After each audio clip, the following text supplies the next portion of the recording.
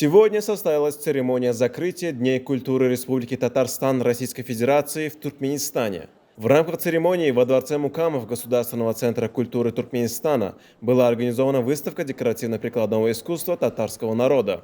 Также состоялся концерт дружбы между мастерами культуры и искусства двух стран. Концерт открылся песенно-танцевальной композицией «Национальная мелодия» Государственного ансамбля народной музыки Республики Татарстан Российской Федерации. Следует отметить, что руководит этим ансамблем заслуженный артист Российской Федерации Айдар Файзрахманов. Концерт продолжился песней «Ватаным» в исполнении туркменских артистов и танцевальных коллективов. Песня «Мелегуш» в исполнении туркменских артистов вызвала восторг у зрителей, в том числе и у гостей.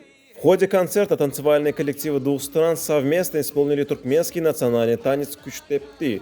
Совместный концерт завершился песней о дружбе в исполнении участников церемонии. Данное мероприятие имело важное значение в дальнейшем укреплении туркмено-российского гуманитарного диалога, направленного на укрепление традиционных отношений дружбы и сотрудничества между двумя странами.